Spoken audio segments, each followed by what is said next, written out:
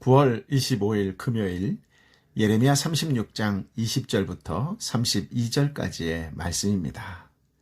사람이 멸망하는 이유가 무엇 때문인 줄 아십니까? 성경은 인간의 미련함과 우둔함, 즉 고집 때문이라고 표현합니다. 광야에서 끝까지 노뱀을 보지 않고 자기 고집대로 버틴 사람은 죽었습니다. 여호와김은 말씀을 들었어도 끝까지 고집했습니다. 심지어 말씀 전하는 자를 핍박하고 죽이기까지 했습니다. 고집을 피우면 결코 멸망을 피할 수 없습니다. 하나님의 말씀은 생명의 말씀입니다. 그러나 그 말씀을 거부하면 마음이 강팍해지고 그 결과는 죽음뿐입니다. 하나님의 말씀을 받기 위해 어떤 준비, 어떤 노력을 하고 계십니까? 열린 귀, 열린 마음으로 성령님의 인도하심을 사모하고 있습니까? 야고보서 1장 25절을 보니 이렇게 되어 있네요. 자유하게 하는 온전한 율법을 자세히 살피고 율법 안에 거하는 사람은 듣고 잊어버리는 사람이 아니라 실천하는 사람입니다. 이 사람은 자신이 행하는 일에 복을 받을 것입니다. 아멘. 온전한 마음으로 말씀을 받고 깨달아 아는 만큼 삶으로 살아내시기를 예수님의 이름으로 축복합니다. 아멘. 20절, 21절 말씀인데요. 그들은 그 두루마리를 서기관 엘리사마의 방에다 놓은 후 뜰에 있는 왕에게 가서 그에게 모든 것을 보고했다. 왕은 여후디를 보내 두루마리를 가져오게 했다. 여후디는 서기관 엘리사마의 방에서 그것을 가져왔다. 왕과 그의 옆에 서 있던 모든 관료들이 듣는 데서 여후디가 그것을 읽어주었다. 여호와김 왕이 바룩의 두루마리 책에 대한 정보를 얻은 경위가 나오지요. 바룩을 통해 두루마리 책의 내용을 직접 확인한 관리들이 두루마리를 서기관 엘리사마의 방에 두고 여호와김 왕에게 그동안 있었던 모든 일을 구두로 전달했습니다. 두루마리를 직접 가지고 가서 전달하지 않은 이유는 만약을 대비해서일 것입니다. 혹시 심판의 메시지를 듣고 여호와김이 두루마리를 어떻게 할지 모른다는 염려에서겠지요. 책의 내용을 들은 여호와김은 두루마리 책을 가져오라고 합니다. 책을 가져온 여후디는 왕과 관료들 앞에서 두루마리 책을 낭독했습니다. 22절부터 26절까지의 말씀인데요. 함께 읽어보겠습니다. 그때는 9째 달이어서 왕이 겨울궁에 머물러 있었고 왕 앞에는 불피운 화로가 있었다. 여후디가 서너 편을 읽어주고 나면 왕이 그것들을 서기관의 칼로 잘라 화로 불 속에 던졌다. 결국 두루마리가 전부 화로 불 속에 타 없어졌다. 왕이나 왕의 신하들은 이 모든 말씀을 듣고서 두려워하지도 자기 옷을 찢지도 않았다. 엘라단과 들라야와 그마랴가 왕께 두루마리를 태우지 말라고 간청해도 그는 그들의 말에 귀 기울이지 않았다. 대신에 왕은 왕의 아들 여라무엘과 아스리엘의 아들 스라야와 압디엘의 아들 셀레마에게 명령해 서기관 바룩과 예언자 예레미야를 붙잡도록 했다. 그러나 여호와께서 그들을 숨겨 놓으셨다. 아멘. 9째 달, 태양력으로 12월을 말하는데요. 즉 겨울입니다.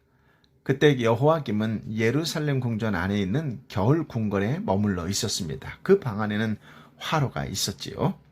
여후디가 두루마리 책을 읽어 나가자 여호와김은 낭독한 부분들을 칼로 베어 화롯불에 던져 태웠습니다. 두루마리 책을 그렇게 하나하나 다 태워버린 것이죠. 왜 그런 행동을 했을까요? 마치 불에 태워버리면 하나님이 계획하신 모든 재앙을 지워버릴 수 있다는 생각을 해서 그랬을까요?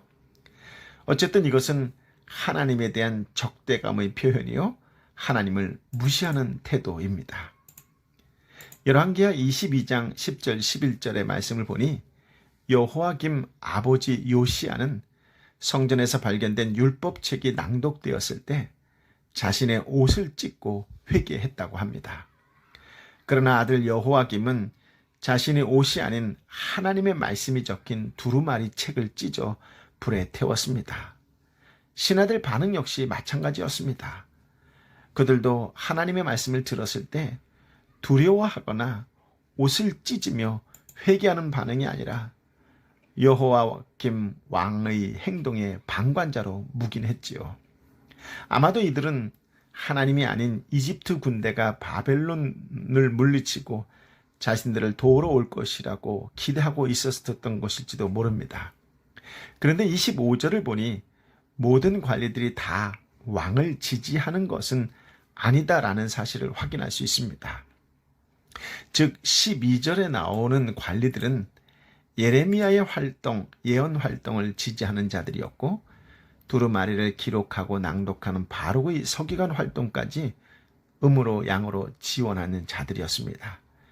특히 이들 중 엘라단, 들라야, 그마랴가 용기를 내어 여호야김 왕께 두루마리를 태우지 말라고 간청을 해요. 그러나 왕은 그들의 말에 귀를 기울이지 않았습니다. 소용이 없게 되었지요. 그들의 간청에도 불구하고 여호야김은 두루마리를 불태우는 것을 멈추지 않았습니다. 하나님께서 말씀을 기록으로까지 남기면서 돌아오기를, 회개하기를 간절히 바라는 마음을 보여주었건만 왕과 그의 관리들은 그 기대를 완전히 저버렸습니다.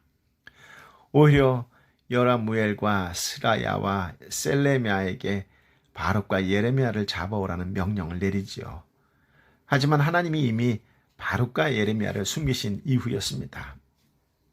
물론 하나님이 구체적으로 그들을 들어서 어디 못 찾을 곳에 숨기셨다, 그런 뜻은 아닐 것입니다.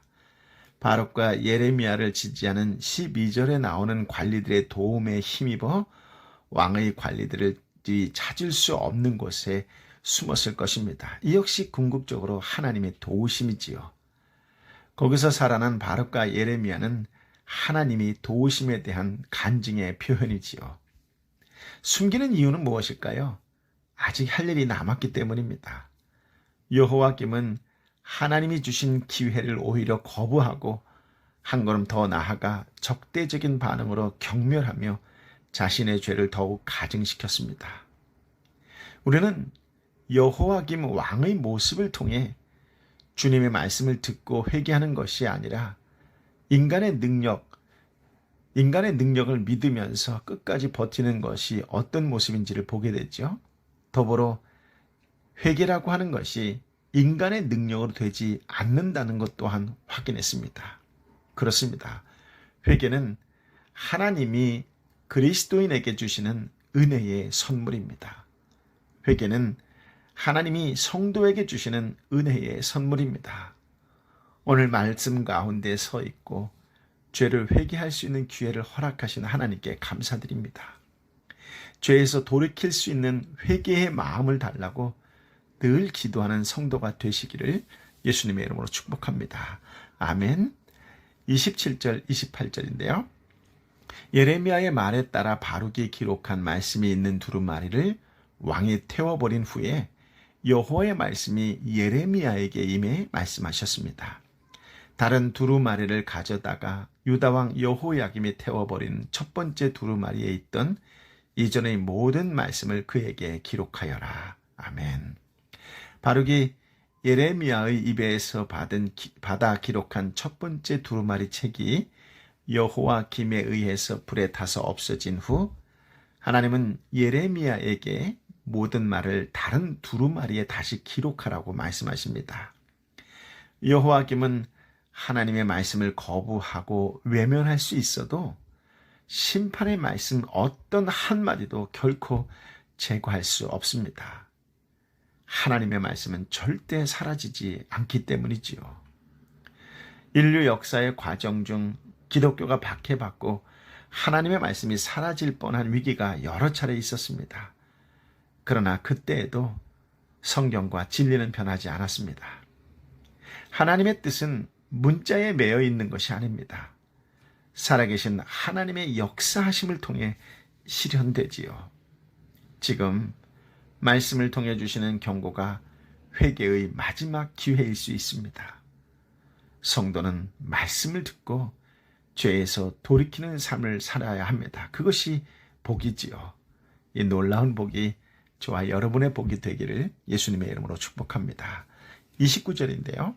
또 유다왕 여호야김에게 말하여라. 여호와께서 이렇게 말씀하셨다. 너가 이 두루마리를 불태우며 이렇게 말했다. 너는 왜 바벨론 왕이 분명히 와서 이 땅을 황폐케 하고 사람과 짐승이 그곳에서 끊어지게 될 것이라고 기록했느냐.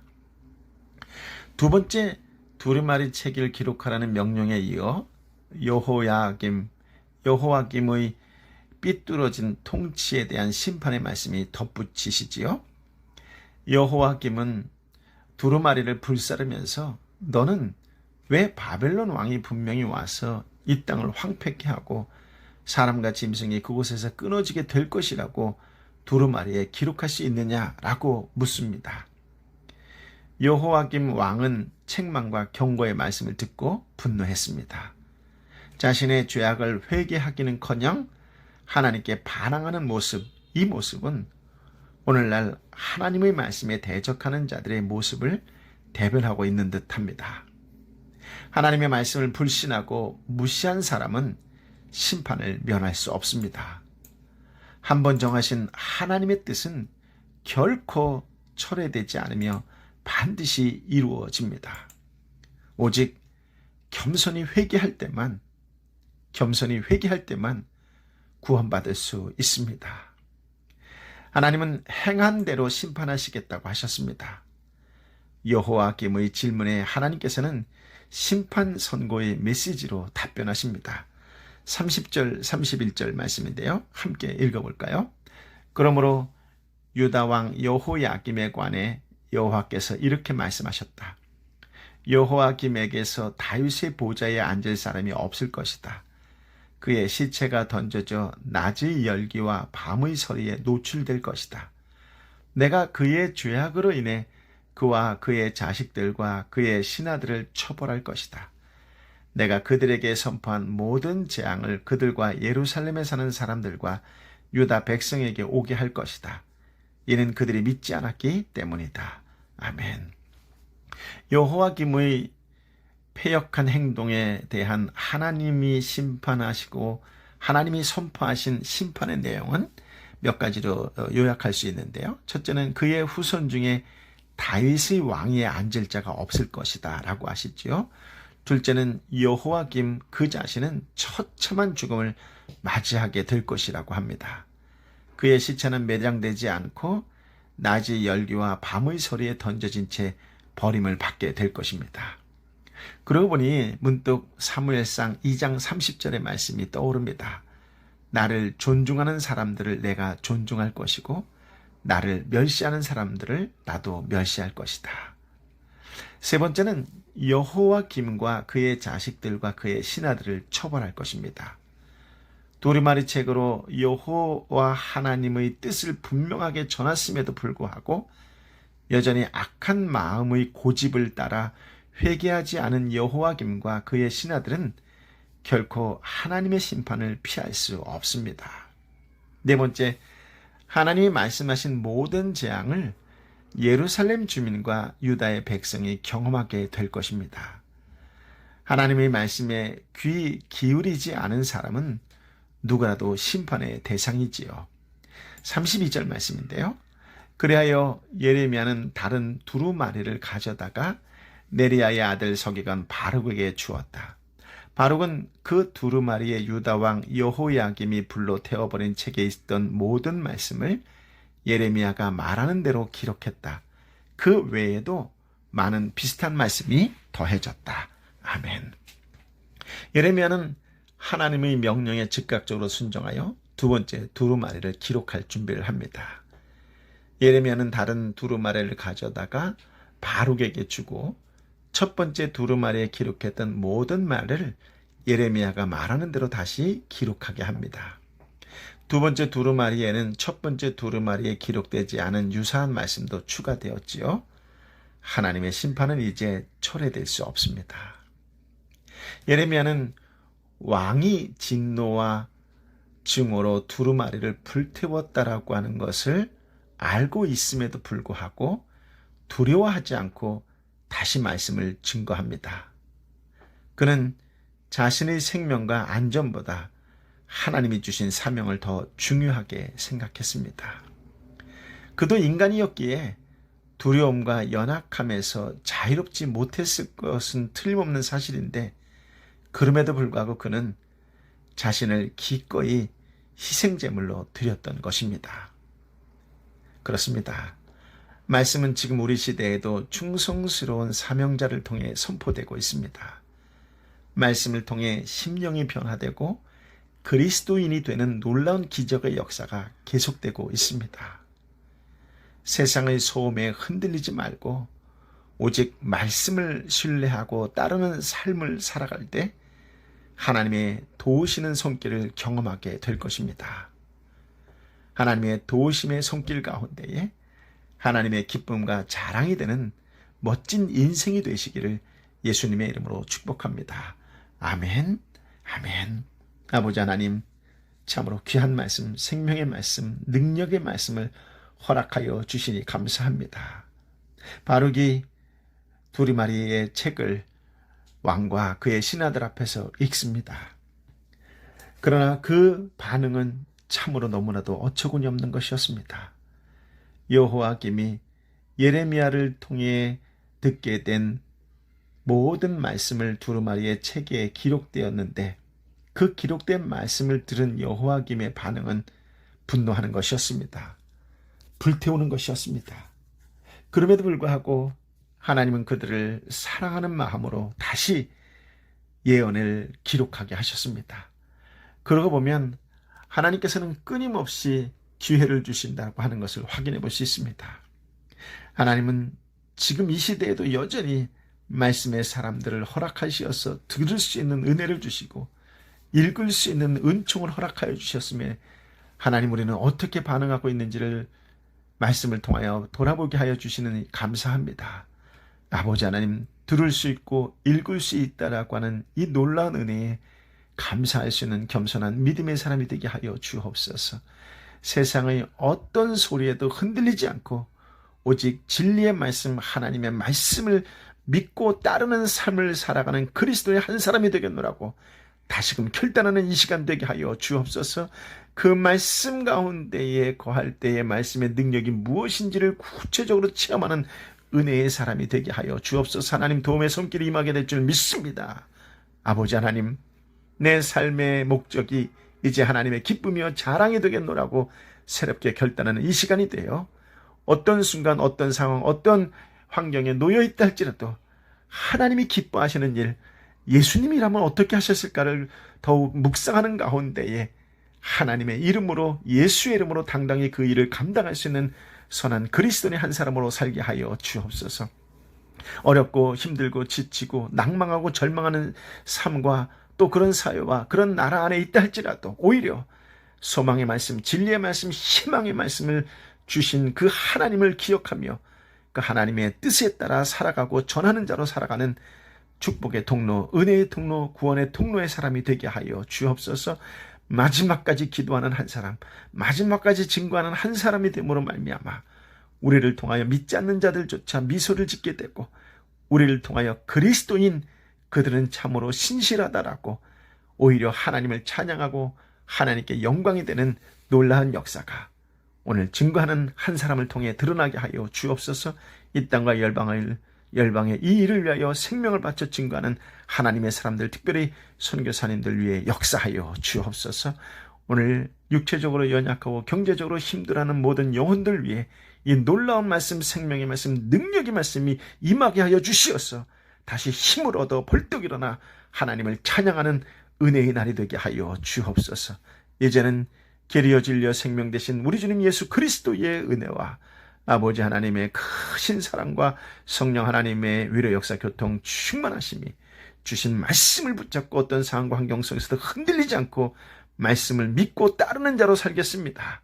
세상 속에 축복과 은혜와 구원의 통로로 살겠습니다라고 다시금 말씀 앞에 결단하는 하나님의 사람들 한 사람 한 사람 머리 위에 저들이 애통하는 심령으로 기도하는 저들의 일터와 삼터와 공동체와 열방의 선교사님과 선교지 위에 함께하여 주옵기를 간절히 축원하옵나이다.